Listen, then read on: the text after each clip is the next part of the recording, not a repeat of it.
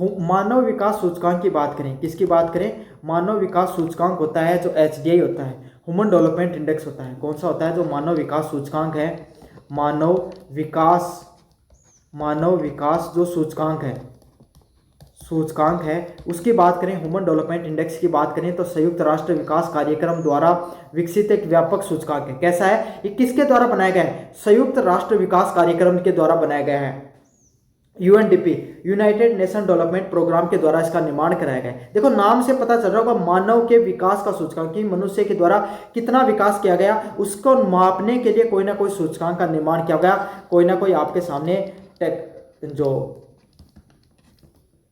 कोई इंडेक्स है उसको बनाया होगा, जो किसी देश की आर्थिक प्रगति के साथ साथ उसकी सामाजिक प्रगति को भी नापता है। ये जो इंडेक्स है, क्या है, ये जो इंडेक्स है ना, वो ये चीज देखता है कि कोई भी देश है ना, उसने कितनी आर्थिक रूप से प्रगति करी है, क्या किए, उसने कितनी आर्थिक रूप से प्रगति की है, साथ के साथ उसने सामाजिक रूप से भी कितनी प्रगति की है। किससे की है, सामाजिक रूप से भी कितनी प्रगति करने का काम किया है, सामाजिक रूप से भी उसके द्वारा कितनी प्रगति की गई है उस देश के द्वारा, उसके बारे में भी नापने का काम करता है।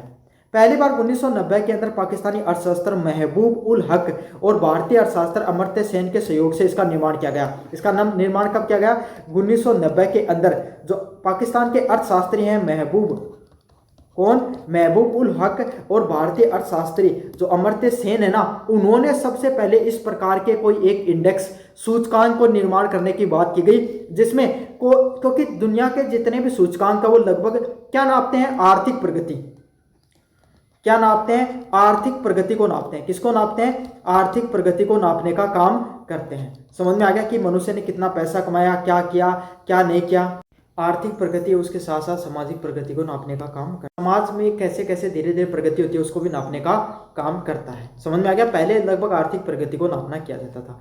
HDI के मानव जीवन के 3 मूलभूत आयाम क्या है, जो कोई भी मनुष्य होता है, क्या होता है, कोई भी ह्यूमन बीइंग होता है, कोई भी मनुष्य होता है ना, उसको जीवन यापन करने के लिए 3 चीजों की जरूरत होती है। एक होता है अच्छा स्वास्थ्य मिले, अच्छा शिक्षा मिलनी चाहिए, और उसका जीवन स्तर मतलब वो जिस प्रकार का जीवन मिल रहा है उसको, क्या अच्छी सड़कें हैं जीवन जीने के लिए, क्या उसके पास अच्छा स्वास्थ्य है, क्या वो उसको रोजगार मिल पा रहा है, क्या वो अपने जीवन से खुश है। इस प्रकार की चीजों को उसमें नापा जाता है। जीवन स्तर में स्वास्थ्य भी नापा जाता है और शिक्षा भी नापी जाती है।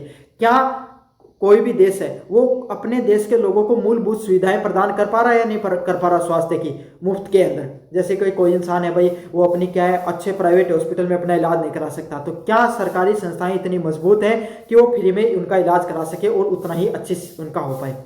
शिक्षा, क्या बच्चों को जैसे भारत के अंदर 6 साल से लेकर 14 साल तक के जो मौलिक अधिकार भी दिया गया 21(1) के अंदर कि मुफ्त शिक्षा की बात की गई है ना, और आपके सामने आर्टिकल 45 के अंदर भी इस चीज का मेंशन है वो किया गया है। तो यही है, जो मुफ्त शिक्षा दी जा रही है, क्या मुफ्त स्वास्थ्य दिया जा रहा है, जो मनुष्य जीवन जी रहा है क्या वो जीवन जीने के लिए वो उसको खुश है, क्या वो अपने जीवन से।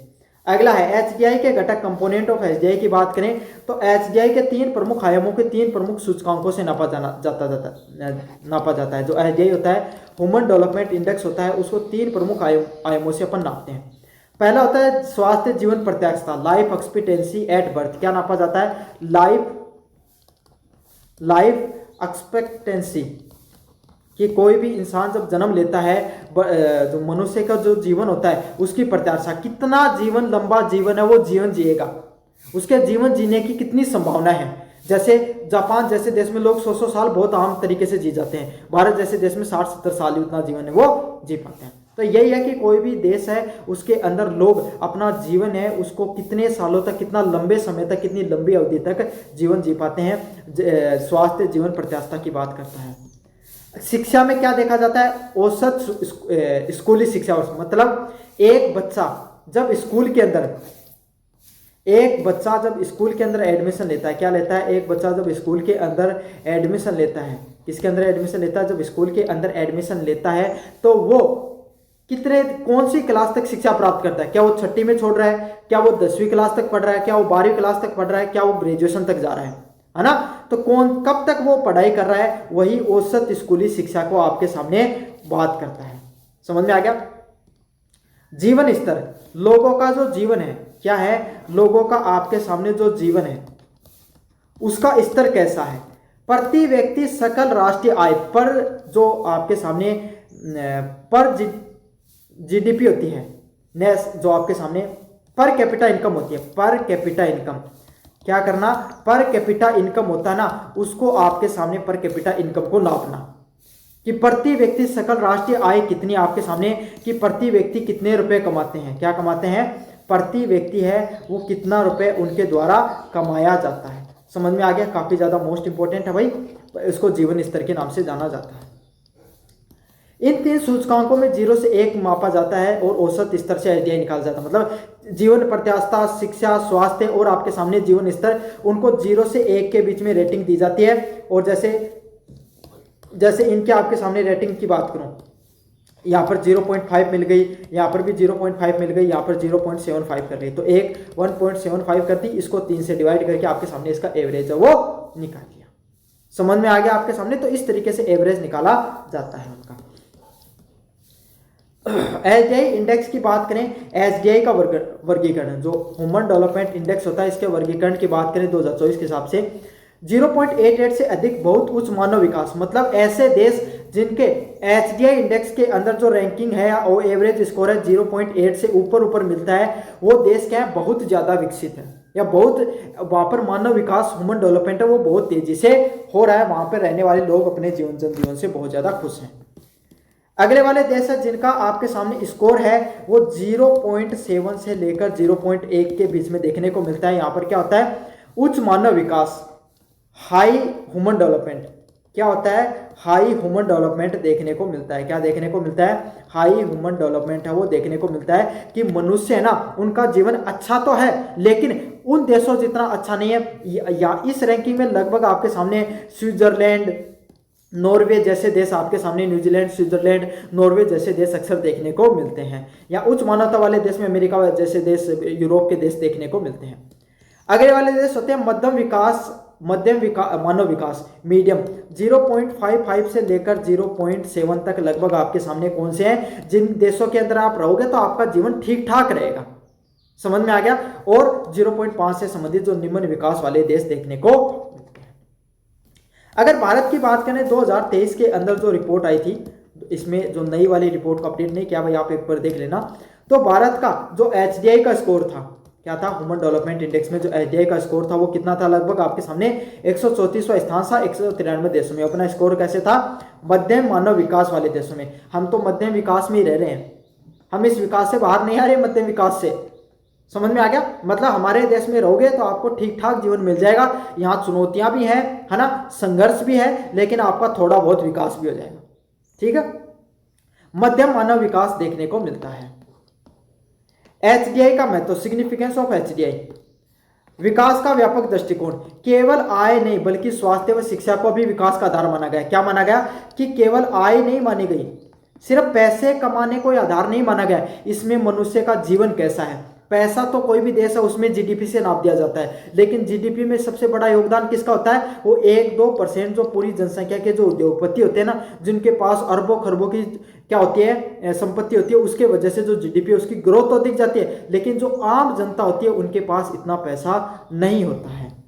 इसके नापने के लिए जो स्वास्थ्य और शिक्षा को भी विकास का आधार बनाया गया। क्या बनाया गया, शिक्षा और स्वास्थ्य के को भी आधार बनाया गया, ताकि ये पता चल सके कि पूरा ओवरऑल कितना डेवलपमेंट हो रहा है कोई देश के अंदर।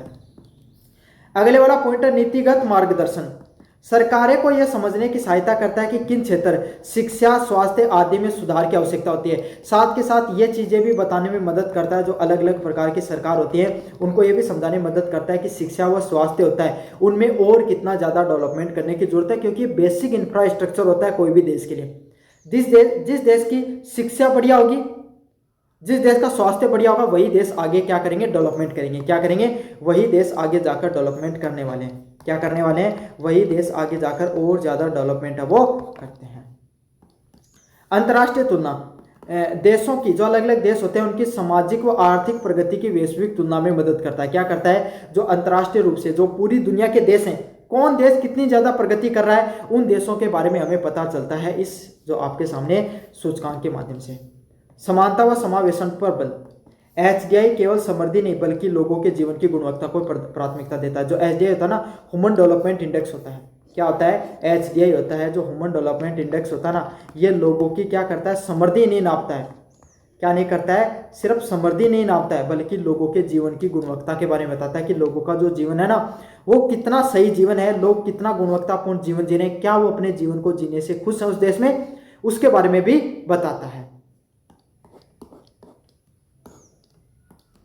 एसडीआई में सीधे तौर से एस सस्टेनेबल डेवलपमेंट गोल 2030 मतलब कोई भी देश सतत विकास से संबंधित कि हम पर्यावरण को भी आगे बढ़ाएंगे, हमारे देश को भी विकसित करेंगे, इस प्रकार के गोल हैं वो भी जुड़े हुए हैं इसके अंदर। सीमाओं की बात करें भाई, कोई भी चीज होती है ना, कोई भी चाहे सूचकांक हो चाहे कोई भी चीज हो, अगर उसकी खूबियां हैं तो उसकी कमियां भी होती हैं, तो कमियों को देखना भी जरूरी होता है। सामाजिक असमानता, लैंगिक भेदभाव और पर्यावरणीय कारकों को पूरी तरीके से शामिल नहीं किया जाता है। कोई भी देश है, हो सकता है वहां पर शिक्षा स्वास्थ्य अच्छा हो, लेकिन वहां पर भेदभाव ज्यादा हो।